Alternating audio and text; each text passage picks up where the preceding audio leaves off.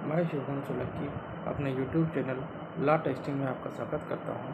आज मैं आपको सिविल प्रोसीजर कोड 1908 के ऑर्डर 33 यानी कि सूट बाई इंडिजेंट पर्सन यानी निर्धन व्यक्तियों के द्वारा वाद के बारे में चर्चा करूंगा। इसमें टोटल सब रूल्स हैं, 18 सब रूल्स हैं। इसका रूल 1 की हम चर्चा करेंगे, जो कि हमें बताता है कि कौन इंडिजेंट होगा, जो कि 3 एक्सप्लेनेशन के द्वारा बटा हुआ है।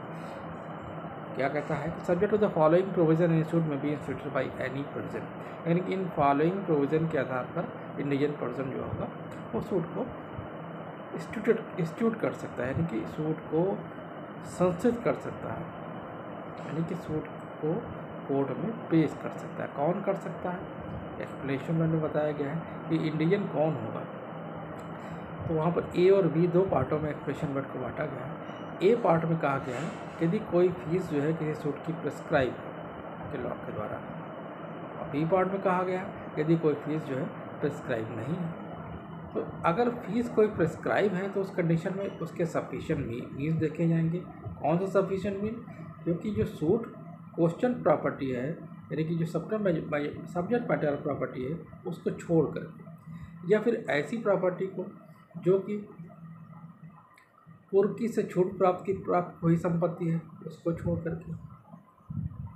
तो इन दोनों से छोड़ करके अगर कोई प्रॉपर्टी उसके पास है और उसमें सफिशिएंट मीन्स, उसके पास पर्याप्त साधन नहीं है, तो ये माना जाएगा कि वो व्यक्ति इंडिजिन पर्सन है। और यदि फीस प्रेस्क्राइब है तो तब उसमें ये देखा जाएगा कि उसके पास 1000 रुपये तक की संपत्ति है या नहीं। एक्सप्लेनेशन 2 में कहा गया है कि any property which is acquired by person after the presentation of the application for permission to sue as an indigent person and before the decision of the application shall be taken into account in consideration the question whether or not the application is in the indigent person. यानी कि इंडिजिन person की यदि कोई application दी गई है court में, तो court जो है इंडिजिन पर्सन को एप्लीकेशन को डिसाइड करते वक्त इन बातों को भी ध्यान रखेगा कि यदि कोई किसी व्यक्ति ने इंडिजिन की एप्लीकेशन देने से पहले कोई प्रॉपर्टी बेची है या फिर देने के बाद यदि कोई प्रॉपर्टी एक्वायर्ड की गई है, तो इन दोनों बातों का भी ध्यान में रखेगा। एक्सप्लेनेशन 3 में कहा गया but the plaintiff sues to representative capacity the question is whether he is an indigent person shall be determined with relation to the mean possessed by him in such capacity। यानी कि अगर कोई plaintiff shoes in representative capacity में है तो उन साधनों के प्रति निर्देश से किया जाएगा जो ऐसी हैसियत में उसके पास थे। तो ये रूल 1 के ऊपर आज मैंने चर्चा की गई है। और इसके अगला रूल है 1A, inquiry into the means of indigent person. Any inquiry into the question whether or not a person is Indian person shall be made in the first instance by the chief ministerial officer of the court unless the court otherwise direct, and the court may adopt the report of such officer as his own finding or may itself make an inquiry into the questions।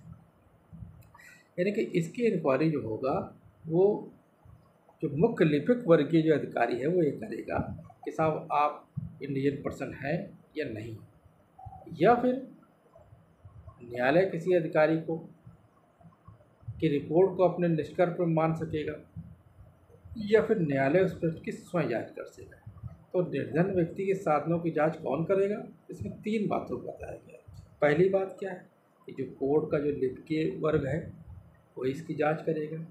दूसरी बात क्या बताई गई है कि अगर कोई अधिकारी नियुक्त किया गया है इसकी जांच करने के लिए उसकी रिपोर्ट न्यायालय में प्रस्तुत की जाएगी, न्यायालय उसकी रिपोर्ट को संज्ञान में लेगा। तीसरी बात क्या है, न्यायालय स्वयं इस बात की इंक्वायरी कर सकता है। तो 3 तरीके से जो है इसकी इंक्वायरी की जाएगी। किसकी इंक्वायरी की जाएगी? निर्धन व्यक्ति के साधनों की जांच के बारे में बताया गया। अब इसका जो क्लास 2 है बहुत इंपॉर्टेंट है, क्योंकि जो निर्धन व्यक्ति की जो एप्लीकेशन जो होती है, निर्धन व्यक्ति का जो वाद होता है वो एप्लीकेशन के द्वारा सारा इंस्टीट्यूट किया जाता है। तो कंटेंट्स ऑफ एप्लीकेशन क्या होते हैं? It is the most important thing. Every application for permission to sue an Indian person shall contain the particulars required in regard to plaintiff in a suit, साफ साफ लिखा गया है कि अगर कोई वाद लाने की अनुज्ञा के लिए कोई आवेदन किया जाएगा तो वाद पत्र के संबंध में अपेक्षित जितनी भी विशिष्टियाँ होती हैं सब उसमें अंतर्गत की जाएगी। यानी कि उस एप्लीकेशन को वैसे ही ड्राफ्ट किया जाएगा जैसे सूट को ड्राफ्ट किया जाता है।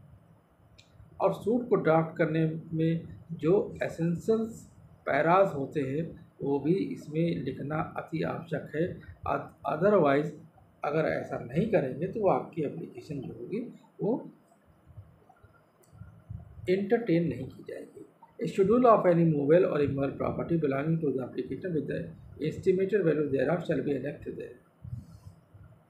यानी कि आवेदन की जंगम या स्थावर संपत्ति की जो सूची होगी उसके मूल्यों के सहित उसमें एनेक्स की जाएगी और उसका जो सत्यापन होगा and shall be sign and verified in the manner prescribe for the signing verification of reading. यानी कि ऑर्डर्स जैसे कि रीडिंग का वेरिफिकेशन की जैसे कि सूट में किया जाता है वैसी इसी तरीके से इस एप्लीकेशन को भी वेरीफाइड किया जाएगा। अब इसकी आगे के रूल्स के बारे में मैं अपने अगले लेक्चर में चर्चा करूँगा। तब तक के लिए जय हिंद, जय भारत। मेरा यदि लेक्चर आपको समझ में आता है तो कृपया इसे लाइक करें, सब्सक्राइब करें, शेयर करें ताकि अन्य व्यक्ति भी इसका लाभ ले सकें। धन्यवाद।